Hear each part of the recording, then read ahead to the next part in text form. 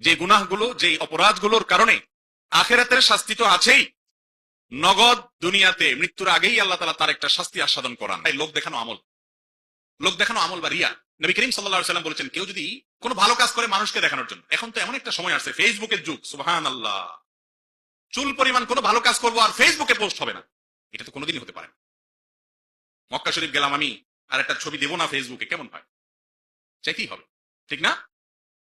একটা কলা দিলাম 5 জন মিলে একটা গরিব মানুষকে, ছবি তুলতে হবে 2-4-10টা, ঠিক না? ঠিক।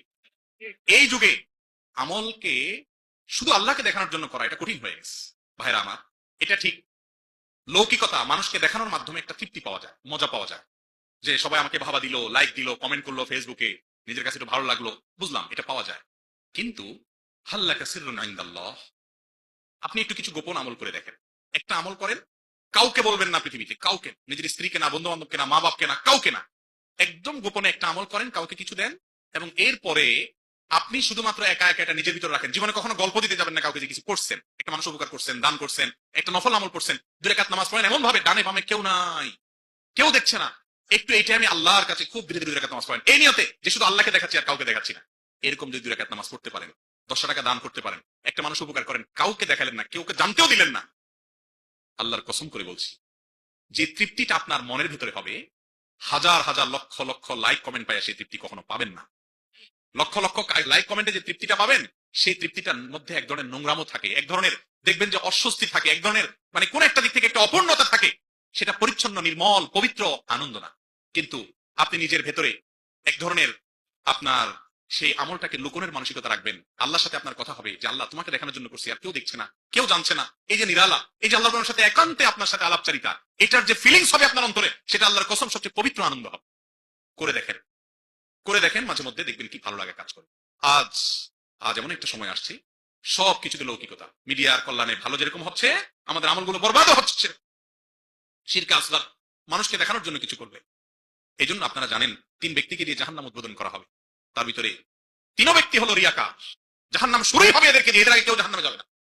কারি তেলাওয়াত করে, সবাই বাহবা দিয়ে, আল্লাহু আকবার বলে, মাশাআল্লাহ বলে, আল্লাহ বলবেন অনেক সুন্দর সুর দিছিলাম, কেরাত ভালো পারতা, কি করছো?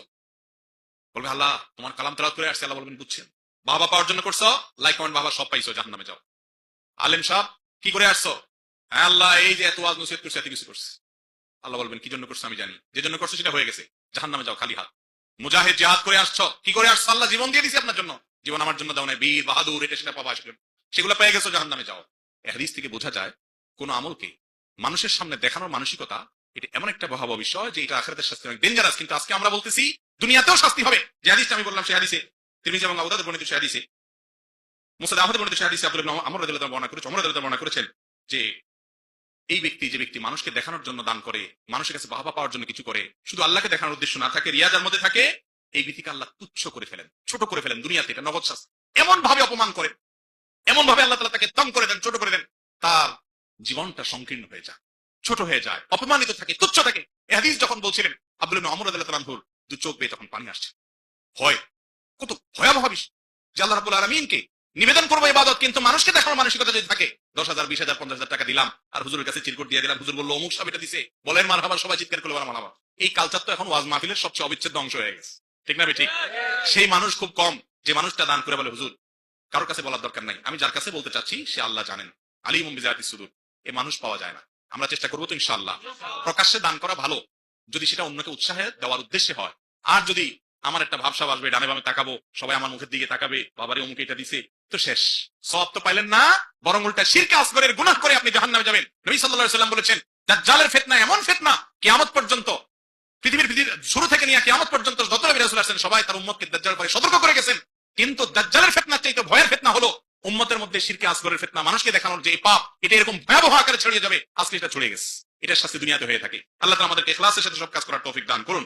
কেউ দুনিয়াতে কোনো নিয়ামতের নাশকরি করলে আল্লাহ তাআলা দুনিয়াতে নগদ সেই নাশকরির শাস্তি দেন, আখিরাতেরটা তো আছেই। আল্লাহ রাব্বুল আলামিনের সেই শাস্তি সম্পর্কে সূরা নাহল 128 নম্বর আয়াতে তিনি নিজে বলেছেন, ওয়াদারাবাল্লাহু মাসালান কারিয়াতান কানাত আমানাতান মুতমাইন্নাতান ইয়াতিহা রিজকুহা রাগাদান মিন কুল্লি মাকান ফাকাফারাত বিআনআমিল্লাহ ফাযাকাহা আল্লাহু লিবাসাল জু'i ওয়াল খাউফি বিমা কানু ইয়াসনাউন। আল্লাহ রাব্বুল আলামিন এক সময় কিছু মানুষ আল্লাহর নিয়ামত পাওয়ার পর যখন অস্বীকার করেছে, নাশকরি করেছে, আল্লাহর নিয়ামতের নিমকহারামি করেছে, আল্লাহ তাআলা তাদেরকে দারিদ্র এবং অভাব দিয়ে দুনিয়াতে নগদ শাস্তি দিয়েছেন, আখিরাতেরটা তো আছেই। এই জন্য কখনো আল্লাহর নিয়ামত পাওয়ার পর আমরা কি করবো না, নাশকরি করবো না। যাই আল্লাহ দিয়েছেন সেটাকে শুকর আদায় করবো। লাইন শাকারতুম লাযীদান্নাকুম, আল্লাহ বাড়াই দিবেন নিয়ামত শুকর আদায় করলে। আর যদি বলেন কাফারতুম, কুফরি করলে নিয়ামত ছিনিয়ে নেবেন, আর কঠিন শাস্তিও আছে।